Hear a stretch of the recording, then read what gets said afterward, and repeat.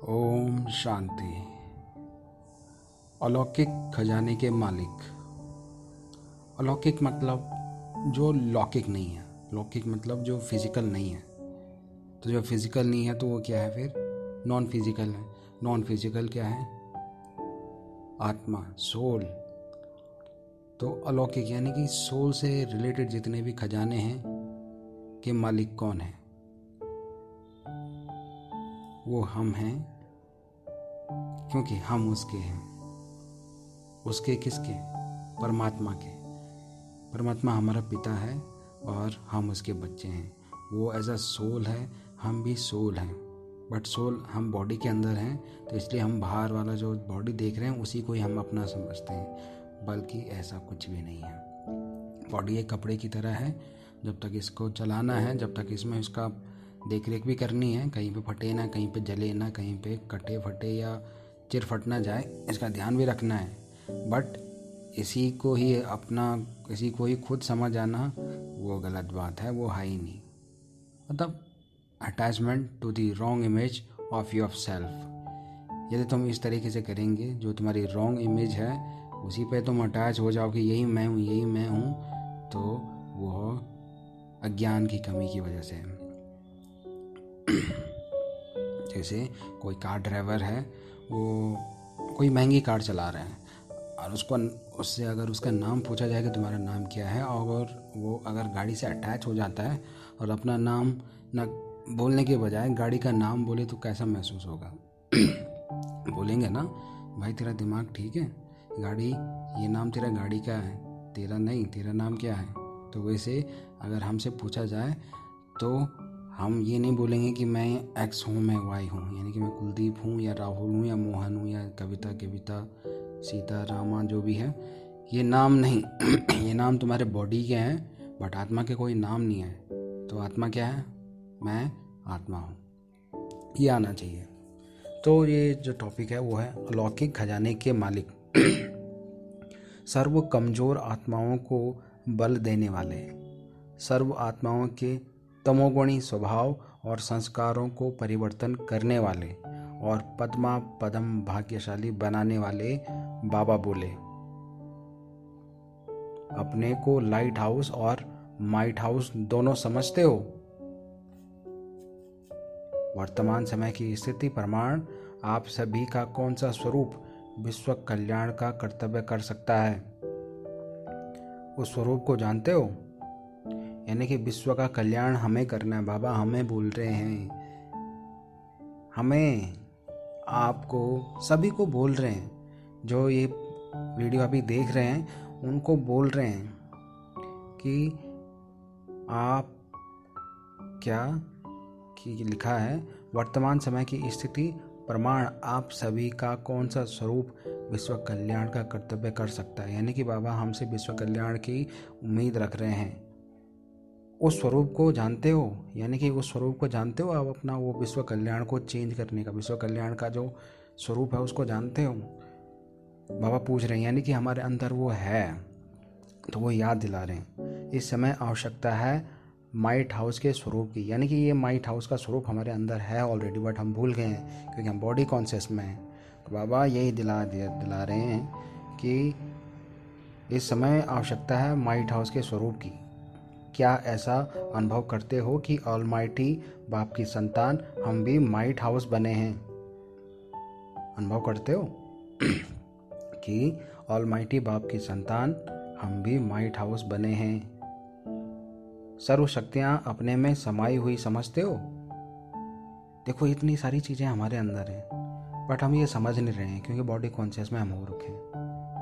तो बाबा पूछ रहे हैं, सर्व शक्तियां अपने में समाई हुई समझते हो? यानी कि ये ऑलरेडी हैं हमारे अंदर। समझना मतलब हैं ऑलरेडी, बस उसको जानना और समझना है। मतलब ये चीज़ें हैं हमारे अंदर, almighty, might house, light house और सर्व शक्तियां अपने में समाई हुई समझते हो, मतलब कि ये शक्तियां हमारे अंदर ऑलरेडी हैं, बस हमें उसको समझना है। जैसे हनुमान जी के अंदर सारी शक्तियाँ थी बट उनकी जो समझ थी वो कम थी एक श्राप के कारण। तो जैसे उस समझ से पर्दा हटा तो अपने आप को जान चुके थे, सर्व शक्तियाँ उनके अंदर थी।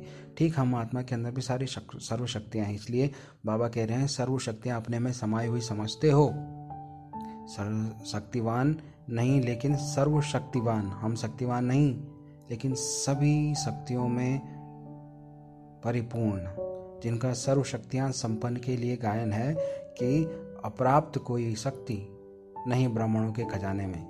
यानी कि कोई ऐसी शक्ति नहीं है जो कम है, सर्व शक्तियां हैं, सब शक्तियां हैं। जैसे देवता के लिए गायन है, अप्राप्त कोई वस्तु नहीं देवताओं के खजाने में। यानी कि कोई भी ऐसी वस्तु नहीं है जो कि अप्राप्त हो, सारी चीज़ें वो पा चुके हैं। वैसे आप ब्राह्मणों का गायन है कि अप्राप्त नहीं कोई शक्ति ब्राह्मणों के खजाने में, क्योंकि मास्टर सर्वशक्तिवान है। इन सर्वशक्तियों के मास्टर हैं हम। जब आपका नाम ही सर्वशक्तिवान ऑलमाइटी अथॉरिटी है, अर्थात सर्वशक्तिवान ऑलमाइटी अथॉरिटी है, अर्थात सर्वशक्तियों के खजाने के मालिक के बालक हो।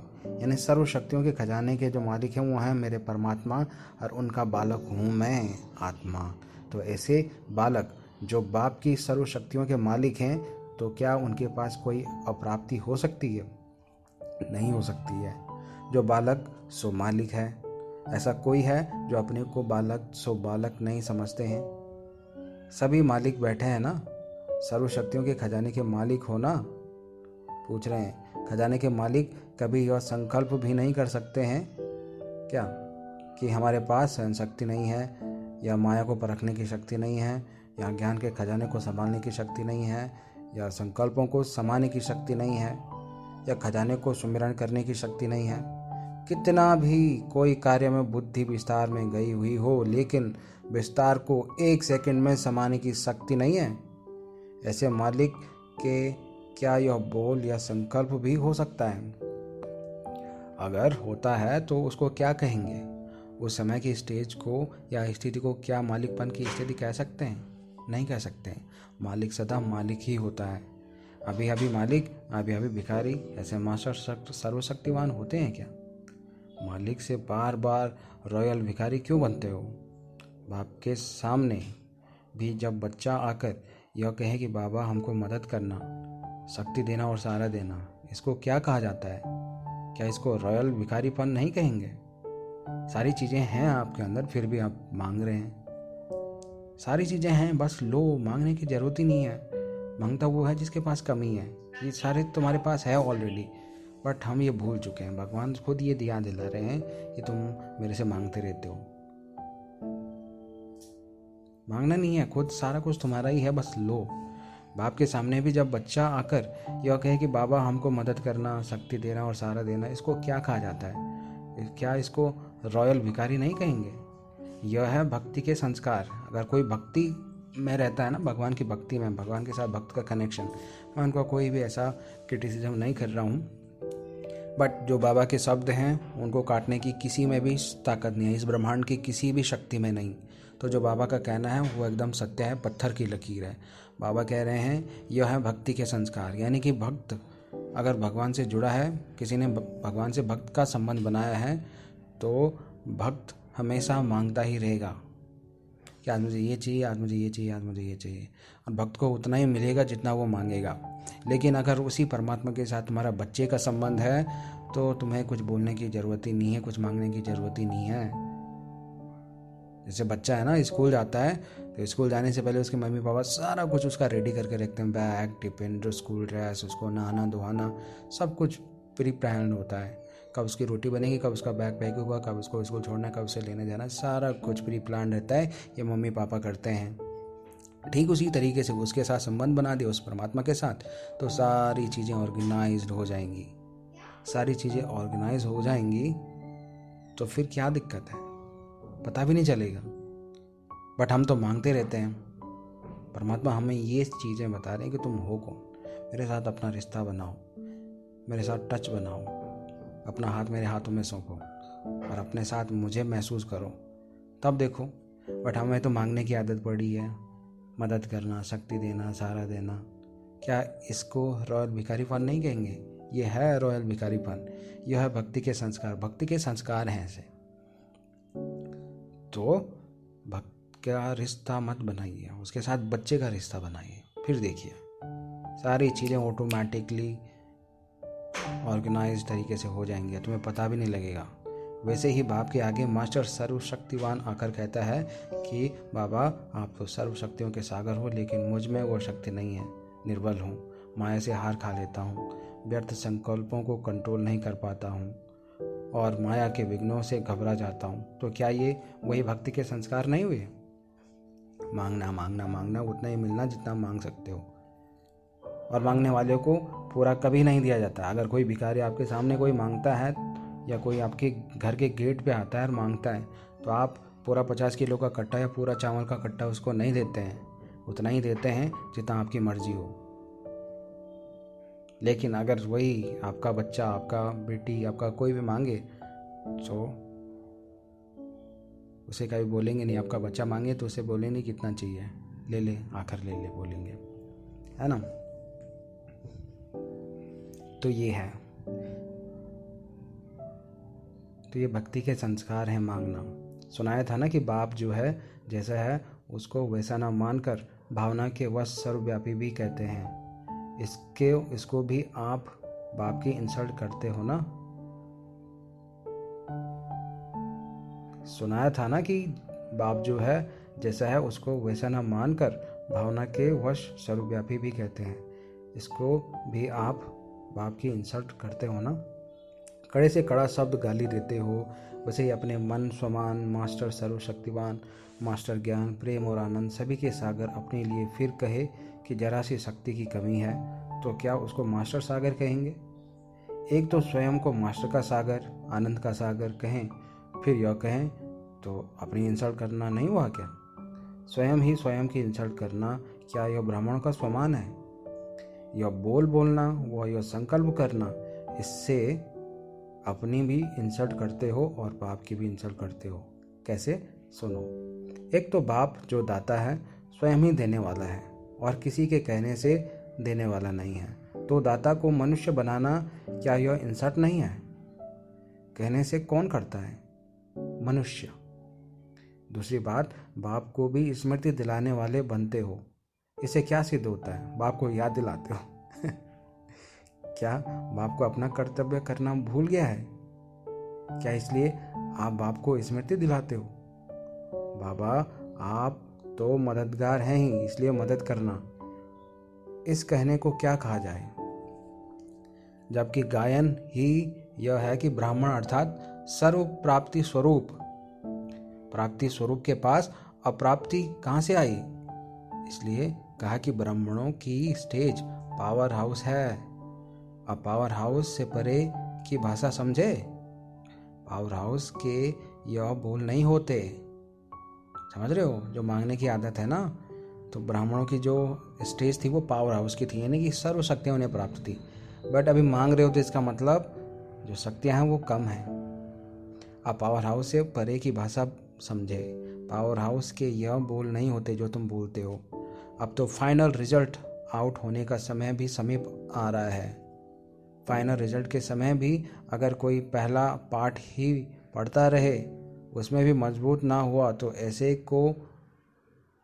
का रिजल्ट क्या होगा समझ सकते हैं। इसलिए फिर भी बाप दादा कुछ समय पहले सुना रहे हैं कि जिसको भी हाई जंप देना हो वह आगे बढ़ना हो, तो अभी से 6 मास के अंदर इस वर्ष में अपने आप को जिस भी स्टेज पर हो, जिस भी स्थिति में स्थित करना चाहते हो, उसके लिए यह चांस है। इस थोड़े समय के अंदर अपने को संपन्न बनाने के लिए साधारण पुरुषार्थ नहीं चलेगा। अभी तो तीव्र पुरुषार्थ अर्थात संकल्प, बोल और कर्म, मनसा वाचा कर्मणा, इन तीनों में समानता का अभ्यास करना, उसको कहा जाता है तीव्र पुरुषार्थी। तो अभी बस परिवर्तन का समय है। बट जो अभी अज्ञानी आत्माएं हैं, जो अभी सो रखी हैं, जो अपने को ही बॉडी कॉन्शियस में समझ रही हैं, बहुत थोड़ा समय है, बहुत ही थोड़ा समय है। वक्त बदलने वाला है। घनघोर कलयुग से सतयुग की शुरुआत हो रही है। बट जाग जाओ, जाग जाओ, जाग जाओ। परमात्मा की हर एक बात जो निकल रही है वो पत्थर की लकीर है। अभी यहाँ पे परमात्मा कह रहे हैं ऐसे थोड़े समय के अंदर अपने को संपन्न बनाने के लिए साधारण पुरुषार्थ नहीं चलेगा, यानी कि थोड़ा सा समय बचा है और साधारण पुरुषार्थ से नहीं चलेगा।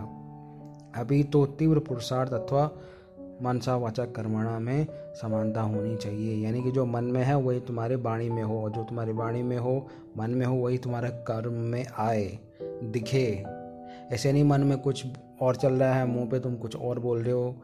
आज की डेट में यही है, अंदर कुछ बाहर कुछ, करने में कुछ।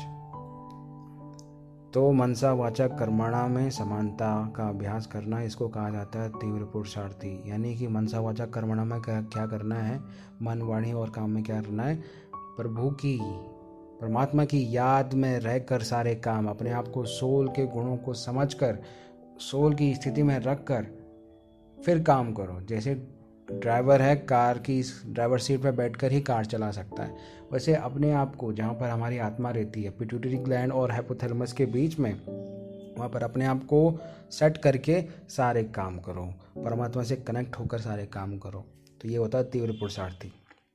जैसे बुद्धि में यह सोचते हो, समझते हो कि हम दाता के बच्चे हैं, लेकिन बोल और कर्म में अंतर है। संकल्प में सोचते हो कि हम सर्व आत्माओं से ऊंचे ब्राह्मण हैं, लेकिन बोल और कर्म में अंतर है। सोचते हैं कि विश्व कल्याणकारी हैं, लेकिन बोल और कर्म में अंतर है।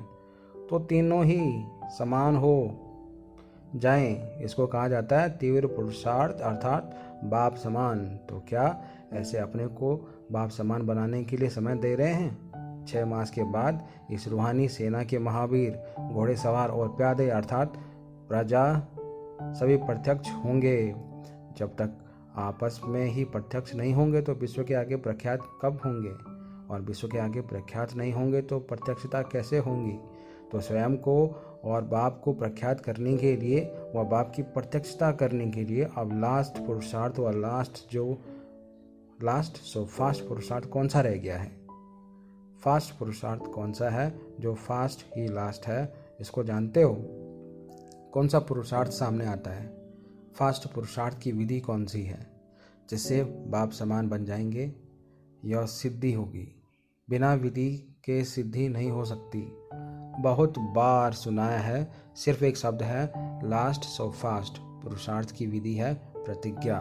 कोई भी बात की प्रतिज्ञा करना कि यह करना ही नहीं है, यह अभी करना है। प्रतिज्ञा की विधि यह है कि लास्ट इज फास्ट। प्रतिज्ञा अर्थात संकल्प किया और स्वरूप हुआ। प्रतिज्ञा करने में सेकंड लगता है, तो अब फास्ट पुरुषार्थ 1 सेकंड का ही होना चाहिए, क्योंकि सुनाया था कि लास्ट पेपर की जो रिजल्ट आउट होना है, लास्ट पेपर का समय क्या मिलेगा? लास्ट पेपर की जो रिजल्ट आउट होनी है, ठीक है, लास्ट पेपर का समय क्या मिलेगा? 1 सेकंड। लास्ट पेपर का टाइम भी फिक्स है और पेपर भी फिक्स है। पेपर सुनाया था ना, नष्टो मोहा स्मृति स्वरूप। 1 सेकंड में ऑर्डर हुआ, नष्टो मोहा बन जाओ। तो 1 सेकंड में अगर नष्टो मोहा स्मृति स्वरूप न बने, अपने को स्वरूप मानने या युद्ध करने में ही समय गंवा दिया और बुद्धि को ठिकाने लगाने में समय लगा दिया, तो क्या ही बन जाएंगे? फेल। तो समय भी 1 सेकंड का मिलना है, यह भी पहले ही सुन रहे हैं। पेपर भी पहले सुन रहे हैं, तो कितने पास होने चाहिए? फास्ट पुरुषार्थ की विधि है प्रतिज्ञा। प्रतिज्ञा से अपने को प्रख्यात करो, बाप को प्रख्यात करो, अर्थात प्रतिज्ञा से प्रख्यात करो। यह मुश्किल है क्या? हिम्मत और उल्लास और नशा और निशाना अगर सदा साथ रखेंगे तो अनेक कल्प के समान फुल पास ही पड़े हैं। कोई मुश्किल नहीं, सिर्फ इन 6 मास के अंदर अपने मुख्य 4 सब्जेक्ट को सामने रखकर चेक करना है कि चारों में पास मार्क्स हैं या नहीं है।